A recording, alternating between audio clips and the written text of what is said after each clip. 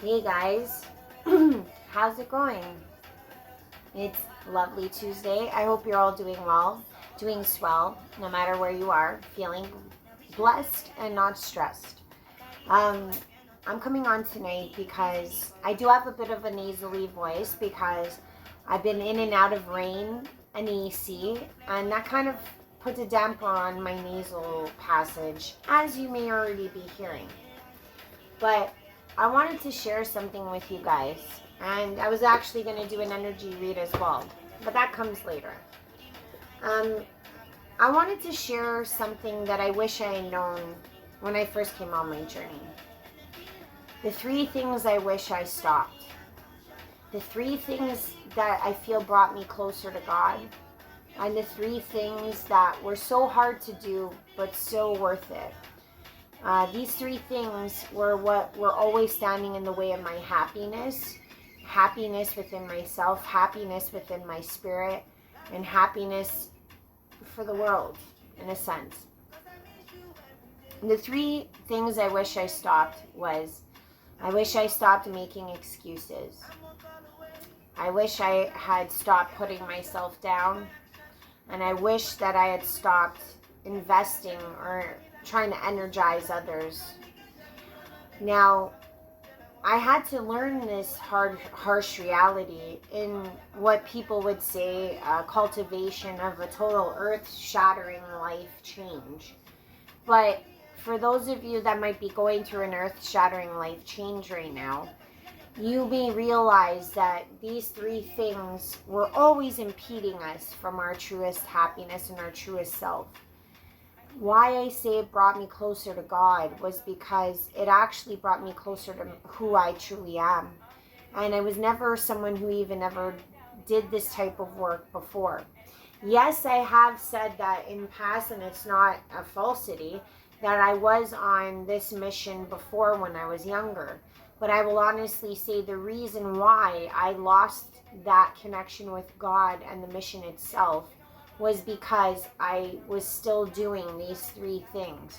I didn't have complete faith in who I was, and it was as a result of continuing these things that I fell farther and farther away from my spiritual journey. I fell farther away from God, and I want to share this with you guys because maybe this will help. So what do I mean by excuses? I was the type of person, and maybe you guys are too, that I always excused my life downfalls. I excused my bad habits. I excused my partners. And I excused my friends and family for all the mistreatments that they put upon me. Like, I remember I used to have partners of mine that I'd go to my friends and be like, oh, you don't know him behind closed doors. And, oh, he's only like that when he's drunk. Or he's actually a really funny guy. I remember making excuses like this, not just for one partner, for many partners, simply because I didn't want to accept that the truth I'm trying to profess to you guys right now was that for every excuse I made was actually harming me as a person. Every time. I didn't know that I thought I was preserving myself. But really all I was preserving was my ego and my pride. I was too humiliated to admit the truth to myself. And I was too humiliated to admit the truth to my friends. And I didn't realize that by putting up that facade or putting up that wall of pride and actually putting on this excuse was what the true harm was and what was keeping me at arm's length from my happiness all along. And this excuse making happens all through our lives. I mean, I must have excused my drinking habits for years, over a decade. I used to tell myself things like, oh, I work really hard, so I deserve to get slashed on Saturday. I remember telling myself like, oh, you know, I don't black out that often. Or, oh, you know, I lost all this money when I was playing poker because, you know, I was just so smashed that I wasn't thinking straight. I used to excuse all the poor habits I had, and that included smoking. I remember trying to convince myself that other people are going to die from lung cancer and it's not going to be me. If you've never done these things and if you've never excused yourself and your habits, then hey, power to you. But if you are somebody who has excused a lot of your bad habits, what I didn't truly realize was that I was giving in to all of those vices, all of those bad people, all of those bad bosses, all of those bad work environments, because I didn't want to ever find out what my happiness truly was. Only through stopping the excuses and actually telling myself the hard truths, which were, hey Ashley, if you keep drinking like this, like you're gonna become an alcoholic. Hey Ashley, if you keep drinking like this, you can not only harm yourself, you could harm others. Hey Ashley, you're gonna lose out on other possibilities and opportunities in your life because you don't stop drinking. Those are things I never wanted to face, because there comes that facade, there comes that pride trying to protect us all the time, trying to keep us from what truly makes us happy. And what truly makes us happy is living our best lives. And being a drunk or being a smoker or being a drug addict or being someone who overeats or someone who gains a lot of weight, if you think that those aren't real habits, or those aren't, or it could even be lack of eating, that could be a habit for you, because all of these things, all they are forms of a false sense of control. You can control how smashed you get. You can control how much you smoke. You can control how much you eat. You can control how much you don't eat. Even in relationships or bad ones, you can control the misery. It's like some of us feel like happiness is for others. Happiness is an illusion. And this I can honestly say, if you are someone who's like, no, I really want to be happy, then I say to you, break all of the excuses you make for yourself in your life. And you will see a drastic, total reformation of your life. Because when you actually start standing up for what you truly want, what you truly deserve, it is only through getting out of the confines of these excuses. So I hope that helps, because once you conquer that, you gain that power back. The excuse actually has the power over you to keep you in that habit that you're currently in. And you end up losing. So how can you equate happiness with losing? You can't. So in order to actually be happy, you have to stop losing. So that's the key thing I'll say. That's a simple stoppage I wish I had done a long time ago. The second one, which is stop putting yourself down. Now, you might think I'm going to say the generic way of putting someone down, like, you know, people talking smack to you and you just taking it. And that's not really what I'm saying. There's so many ways that we put ourselves down that we don't even recognize. And this is a simple truth and a simple thing I wish I knew. Is that I wish I could have taken compliments a lot better. I was always the type of person that when somebody would say like, oh, you look so beautiful, I'd be like, oh, what, this dress? I don't know about this dress. I just I bought it at a thrift store and I just tried, hear me. Stop that shit. Just take the compliment. And just be like, hey, thank you. I look great. I spent time on it. Thank you very much. I was so caught up, and maybe you guys are too, at like actually trying to maintain the status quo, not to stand out, not to feel that you were worthy of that compliment. Worthiness is something that eludes a lot of us. We don't think we're worthy of people's attention. We don't think we're worthy of people loving us. So we have these adverse reactions to such pleasantries like compliments. So I would say stop putting yourself down. Let the compliments roll. Because if you're not letting the compliments come through, you're basically spending most of the time just degrading yourself as to why this person shouldn't be complimenting you in the first place. What purpose does that serve? Let the compliment come through. Accept people's help. Accept people's generosity. That's another thing that I didn't realize. I was putting myself down all the time thinking I was a hero doing it all on my own, thinking that I'm not someone who needs help, that I'm only there to help others and I can't accept help from others. What kind of ridiculous crap is that? And I'm saying what I didn't realize was that, again, just like the habits and the excuses, I'm losing. So if I put out good works and I put out good energy and I'm a good person and someone wants to reciprocate that back to me, much like the compliment, just receive it. Be on the receiving end, because you put the energy forth out to the world, not like you were looking for that energy to come back as a favor to yourself, but also don't negate it when it shows up. I remember I used to be so, like, again, back with the pride. It was always about, like, oh, I don't need this help. I got this. I'm totally, like, okay. And what a crock of crap that was. It's like everyone needs help sometimes, and everybody can stand to receive back what they've put out to the world. That's the balance that we all need in our lives, and that's the balance that's going to help us find our happiness, because we don't have to exert as much energy out to do more things that others could supplement in our lives. The Creator did not put us on this earth by ourselves to structure everything by ourselves. So why do we constantly put ourselves down and don't accept the helping hand when it comes?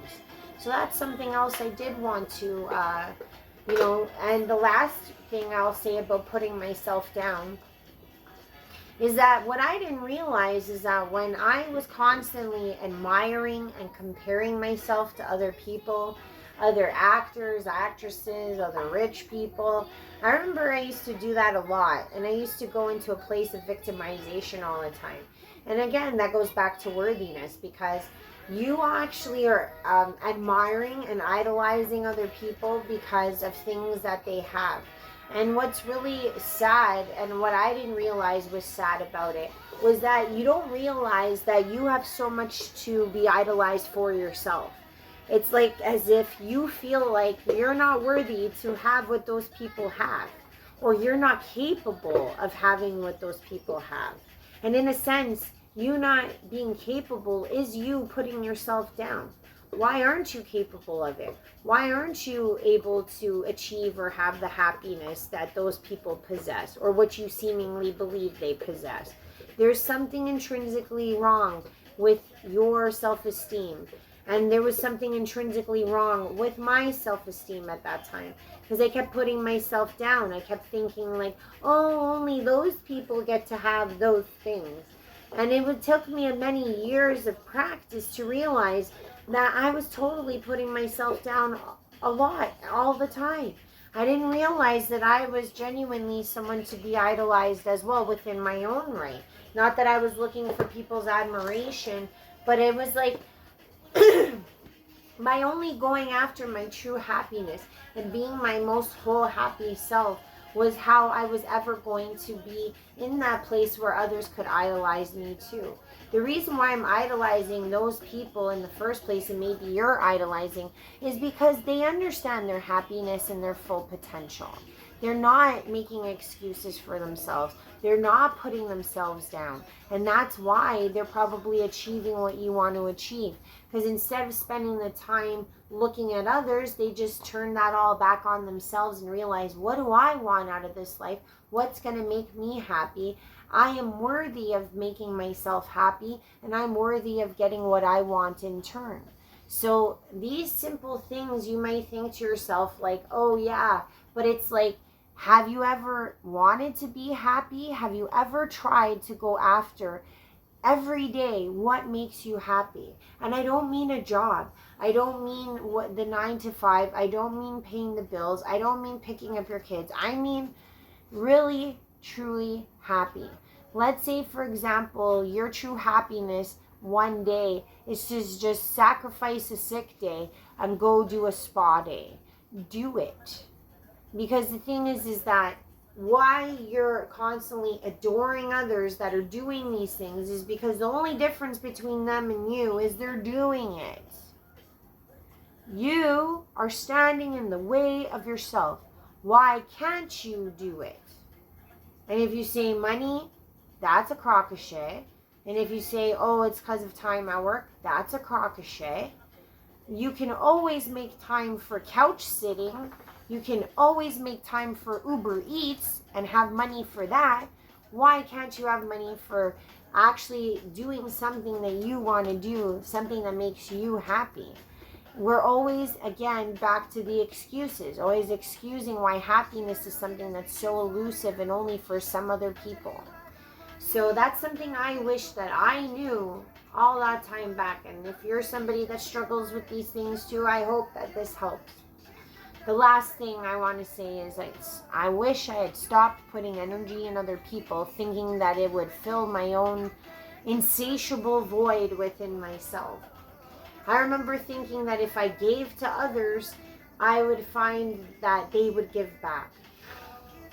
And what I will lastly say is that most of the times while we're giving away to others, we're just a spinning disaster inside. We're looking at other people and trying to figure out how we can schmooze with them, how we can get in front of them, how we can be like them. We're trying to attention seek. We're trying to be involved in buying things to get the attention of others. We're doing all of these things because we're such disasters inside. We just don't know who we are. And I totally just want to say how I got closer to God and how I got closer to myself was when I stopped putting into other people. It's like as if, like, I made this video a couple shorts back where I was talking about how you got to put the life jacket on yourself before you can go and save other people. And I wish that was a simple situation or a simple truth that I wish I had done and paid attention to. I didn't know how much I was inhibiting. How we stand in the way of our happiness is such a simplistic tragedy that I genuinely hope that this, is the slap in the face someone needs, or something that someone needs to hear. The reason that we're pouring into everyone else is because we think they're going to pour back into us, or because we want to be seen in a way as this it girl or it guy. But really, we're not even the it girl or guy in our own lives. We're just like spinning and helping others and not pouring back. If we spent all the energy we did in our children, in our partners, in our work, in our bosses, in our co-workers, and poured it into ourselves instead. And I'm not saying kids, like, of course you got to take care of your kids. But what I mean is, like, are you spending like a frivolous amount of money making birthday parties for children when it has nothing to do about the children, and you're just doing it so you look good in front of other PTA mothers or other people, and you're just so broke as a joke, but yet you're forking out this credit to go get a birthday party started when you just have no means to do it, because you're genuinely trying to pour energy into the idea that you're going to find this money or this success by looking as if you have it already. Meanwhile, you don't have it, and you're giving away all your power and your money to people that aren't going to ever help you. You think that by you looking good in front of these people is going to be in some way a success for you. When realistically, if you had saved that money and put it in your own pocket and figure out a way to maybe have the same party be such a success without the money, without the exorbitant amount of time and effort, and just realize that you could go back to what I was saying about stop putting yourself down and start asking people for help, and stop trying to show off in front of others and ask for the help you need to actually succeed in life or to find the happiness you're looking for. You would also stop excusing why you don't ask other people, and you would stop excusing why it's not okay to be where you are in life. When do we stop standing in the way of ourselves? When do we actually realize that our happiness is all within us? I wish this was something I knew before. And when I started taking back all of this, all of the excuses, I stopped putting myself down. I started pouring all that worthiness back into myself. And I started pouring all of the energy that I would expel to everyone out there and pouring it back into myself. I know that you might think that I'm being egotistical here, but that's really not what it is. You being your best self is the only way you can actually be the best character or the best performer in this play that is life. Okay? You cannot be your epitome without stopping these things. If you can prove me wrong, I'd really like to see it. Because I don't think a lot of us give each other credit. I don't think a lot of us give ourselves enough credit for what type of shadow work is involved in doing this, and what type of shadow work is involved in just one of the things, one of the stoppings I've talked about. This doesn't happen overnight, but I will say one thing is that start with the first one, work your way down to the others. You'll notice that if you stop making excuses and you start actually like breaking all away all the poor relationships, the putting energy into others kind of works in congruency, and finding your worthiness outside of yourself does no longer occur, and you start to find that worthiness from within because you're putting everything into yourself. You're seeing yourself grow. You're seeing yourself get better. That worthiness starts to blossom. And when you are someone who's actually in self-control of your own destiny, so to speak, you're not excusing anymore. You're actually going after what makes you happy. And you're actually finding that you are no longer seeking the attention or the acceptance or the energy of others to actually define or place you in this world. You'll realize that the only person that you want judging yourself is yourself. That you want to be the best competitor in the game that you've created for yourself. There's no point in competing with others. What I always find so funny, and I'm not talking about competitions in sports and stuff like that, I mean competing in life. It's like you have a life path that you co-created with God, right?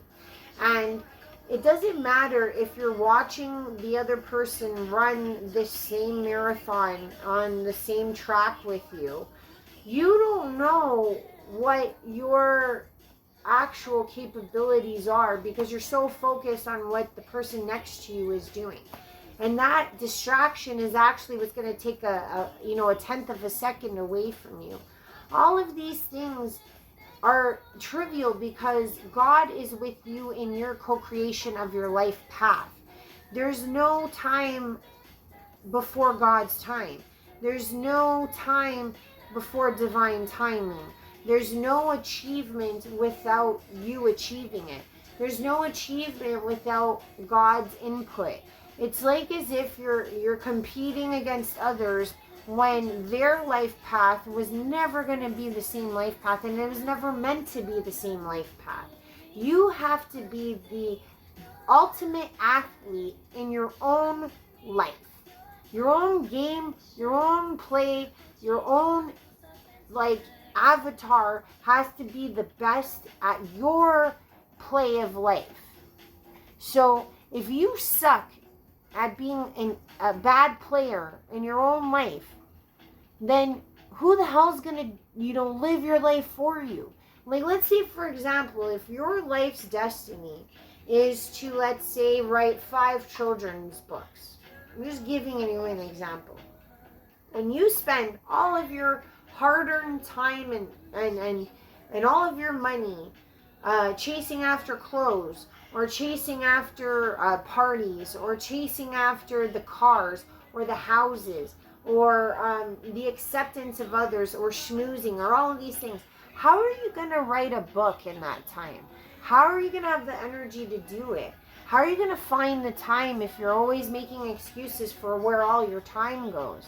Your truest destiny and your ultimate self and your ultimate happiness comes from sitting within and giving all of that to yourself, so that you can actually become the epitome of what your destiny that you co-created with God to be here, right now.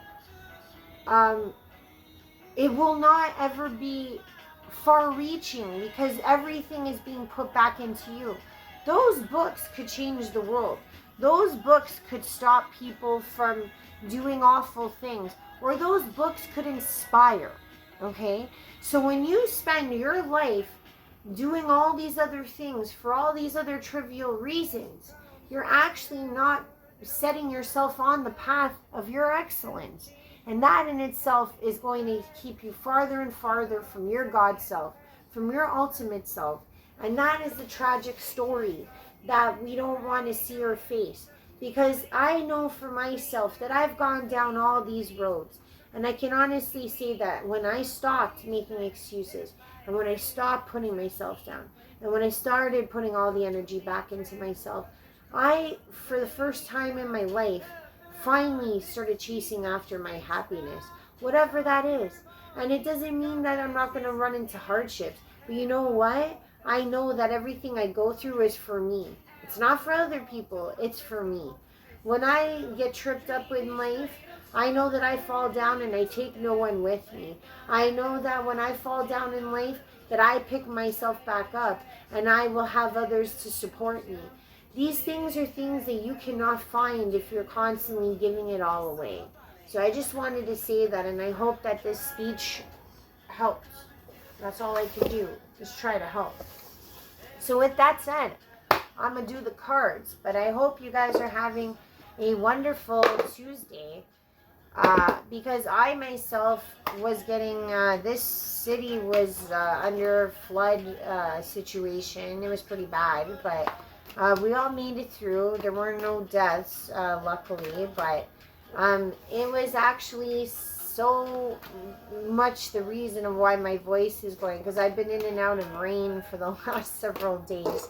And it's been trying on the allergies and on the sinuses, because when you go in between water and then AC and then water, you know, it has effects. But I really hope you guys are doing well. I am at a stage where I feel like oh, here we go with this thinking woman again. We had her about 3 weeks back, so here she is again. I guess we're postulating again, boys and girls.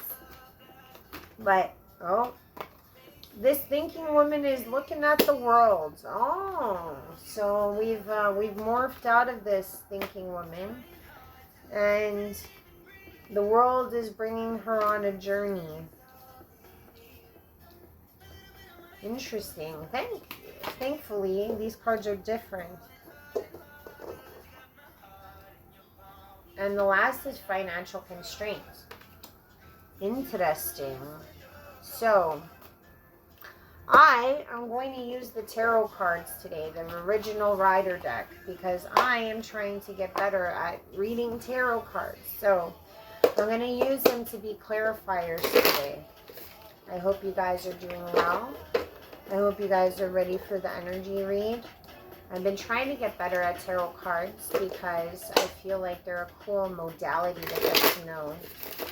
So, let's see. The Thinking Woman. What is the card that the Thinking Woman is going to be clarified by? I just hope that you guys are all doing well. There's been some exciting news around the world.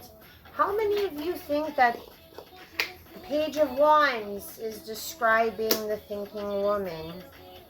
Ooh, that's kind of a fresh energy.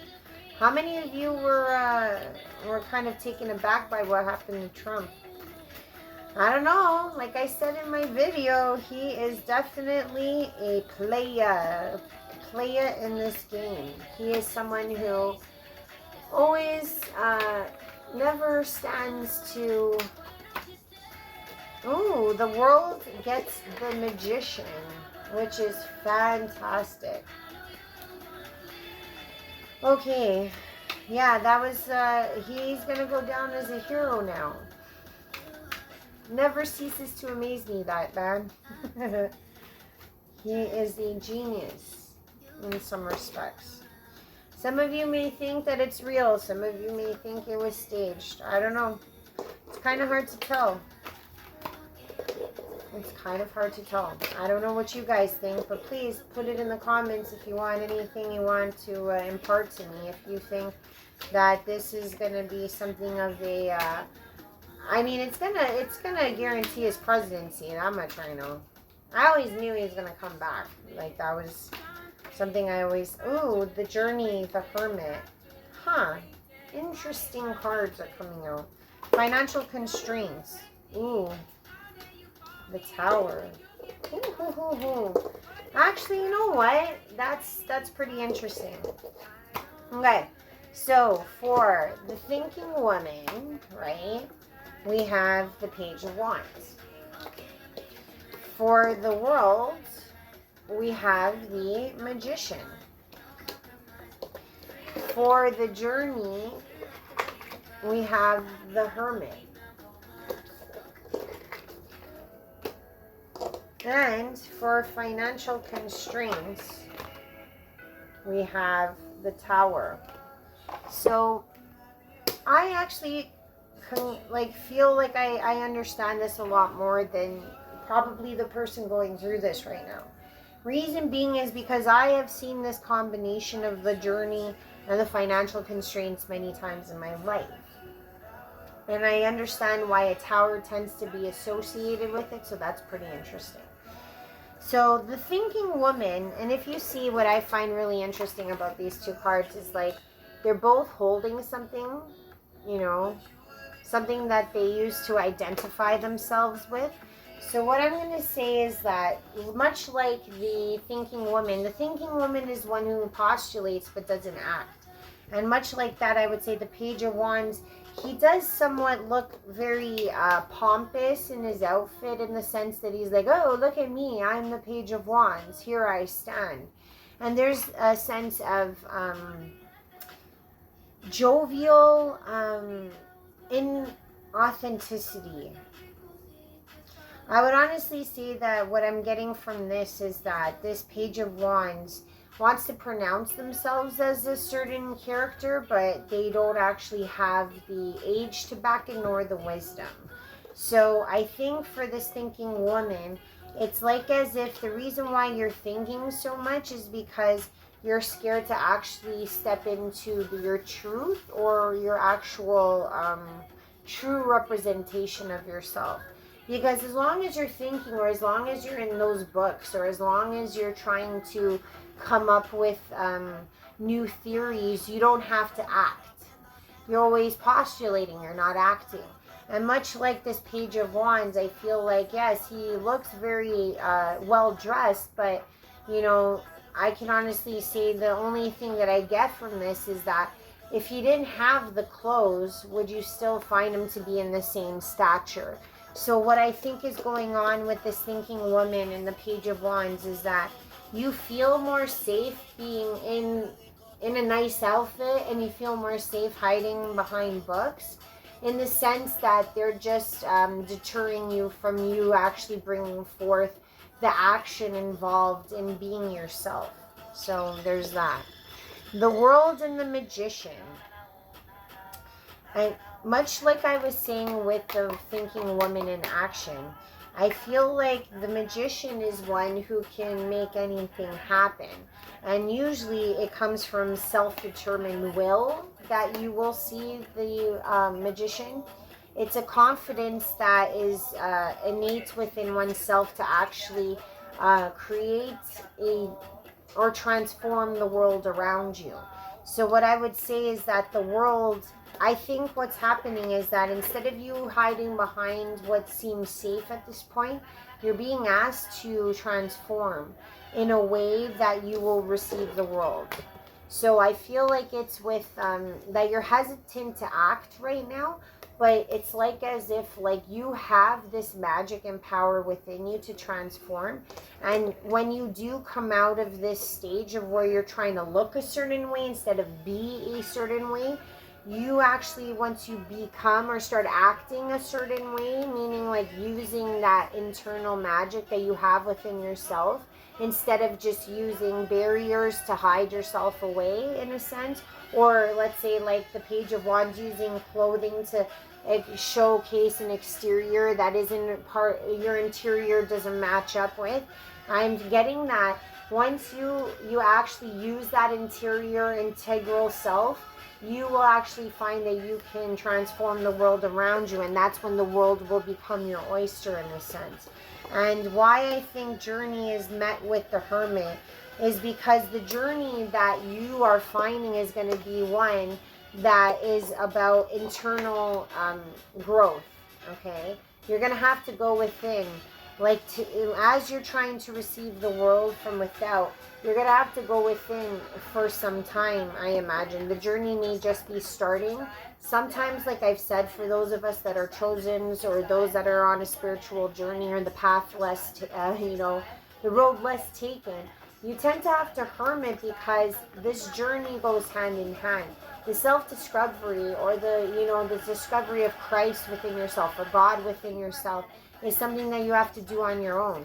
So what I'm saying is, like, that's why I kind of feel like this is kind of coinciding with the Hermit, because it's like you're so used to, when you are in public, having like that book at the bar to read because you're too shy to talk to people, or you are okay putting on nice outfits to put yourself together, but really deep down inside, like I said, your internal doesn't match up. So I feel like you're going to do a lot of this self-reflection in this hermit mode, and it's like as if this hermit mode is actually going to be the start of this internal journey for you. It's going to give you this self-confidence that you're looking for, that you actually have to have the book for or have to have the nice outfit for. You're going to become more comfortable in your own skin as you go down in this journey of self in your hermited mode. And the reason, what I will say, is that when you are a hermit, or when you are less involved with the exterior world for some time, because you are doing that self-reflection work, you will find that you do end up sometimes in financial constraints and towers at the same time. Now, what I mean by financial straits, you could have a job, but you'll notice like your car breaks down, your car breaks down, the hose busts in your sink, your toilet breaks, your toilet's not flushing. All of these things will give you financial constraints. Let's say you were trying to save up for a trip. Now that all these things fell apart, you can't really do that right now. So what I would say is that sometimes when you are on these internal journeys, you end up being faced with these towering moments, or which in this case will have to do with financial constraints, because sometimes it's not only God just slowing you down, it's God putting a pause sometimes on your existence, or it's sometimes the financial constraints could even do with a safety net that you have going on as well. So I feel like if there's something that you're somebody who finds a lot of comfort in money, or feels like that's a definer for yourself, you might be having, or you might be going through a tower in the near future. And what I will say about towers is that they suck. Like, they truly do suck. Everything's coming, but what I can say is that if this is seen maybe in a different way, okay, and this can be the positive version of a tower, because it came in the upright, maybe this is the way I'll take it, is that if you are somebody who's going through financial constraints right now, sometimes a tower can come into place so that everything falls apart, so that you have to build back up. And you'll notice that you become more fruitful because of the tower, because you might have to go to lengths or places within yourself that you never even knew you had. Or you might be becoming more intuitive as to what you can or can't do in your existence. So I would say that sometimes the pairing of the tower and financial constraints can be seen like that. Sometimes everything must fall in order for you to pick up the pieces and figure out, how can I mend this in a more positive way or a more fruitful way? So I know this isn't the regular reading we usually get, but that seems to be what should I do another pass? I'm kind of curious. I'm going to do one more pass, because I want to know what it is about this person, or this person in the collective. What is some other messages that may be needed at this time? Let's pull out, like, let's say a couple cards to give me a general feel. Ooh, Ace of Cups. Okay. So realistically, after you've gone through all of this situation, or as you're going through this situation, what you're truly trying to find And it's kind of funny. It goes back to what I was saying in my part of the video, where we're trying to find this happiness. And I would say that the Ace of Cups is kind of a representation of this, because the Ace of Cups is the ultimate pinnacle of a fruitful cup. It means that not only is your cup filled with yourself, but it's also filled with the love for yourself and from others. So I would say that maybe what ultimately is happening is that when it says that, you know, the magician in the world, like you're going after the world, you actually are going for this Ace of Cups, truly. And I know that towers and financial constraints can suck, but I can honestly say that that's a bigger blessing in itself, that Ace of Cups. So sometimes the sacrifices that we make may not make sense, but it's for a greater and bigger purpose. And also what I could say is that the Ace of Cups is something that is seen as coming from the divine, if you see it. So if you're somebody who's been really trying to hold on or wait for God's inspiration or God's interceding at this time to provide you this Ace of Cups, I think this is a clear sign to you that it's coming. What I can also say is that it is also a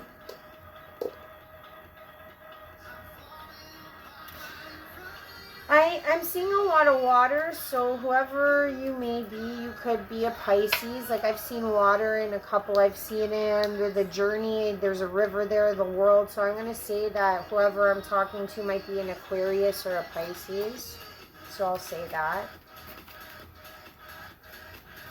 But there are different, but I'm saying I don't like to go through every card. It's just that when I see a lot of one thing, I'm going to put it out there. Or water could be intuition. So it could go either way. Maybe you've intuited all of this for yourself. So there's that. But here's the next card. Ooh, hoo, hoo. And you're going to become the Empress. Misthinking woman over here, or Emperor. And it's not to say that you, like I said, it could be interchangeable, but really this Ace of Cups and this Empress or Emperor, this is like the epitome of what everyone wants. It's like, yes, this does not sound great. It seems like you're going to have to drop the ego or whatever is keeping you like in a safe hold right now. And you're going to have to actually give those things up so that you can like mystify yourself and you can transform, transmute, and create some type of magic in your life that you've never created before, because you're going after the world that you've never allowed yourself to go after. And how you may have to do that is by sacrificing yourself as an external being as much and hermiting, so that you go on this internal journey, which is not an easy one. The internal journey is one of the hardest ones that we all go through, but it is one that is necessary, because you never know who you are until you go within. And what I can say is that if you are in some stage of financial constraints, this tower might all be around financial constraints, because everybody's towers are different. And let's say you've already been in financial straits and you're like, how can I be in more financial constraints? Trust me, when a tower comes, it's a whole nother level. So please know that after that whole shit show occurs, you are going to come out. And I think it's mainly because of the work you did as the magician. It's like you're going to start planting those seeds as the magician, and you're going to fulfill your Ace of Cups, and you walk into your own type of, like, I would say Emperor, Empress means like your own kingdom, your own corporation, your own empire. So you might be the Emperor or the Empress of your own divine kingdom within yourself by the end of all of this. And trust me, whatever you do internally, it comes on the outside. So I hope that helps. But let's just, one more card? No. Should I do one more card? No, I think that's a good note to end off of. And that's my energy read of the week. I am just getting to learn the Rider deck, so thank you for being with me. And if you do like what I'm saying, if you do like what I've said, please like, please share, please subscribe. It is free to do, so please do it if you can. I love you guys lots, and I hope you have a wonderful Tuesday leading to the Wednesday. Bye for now.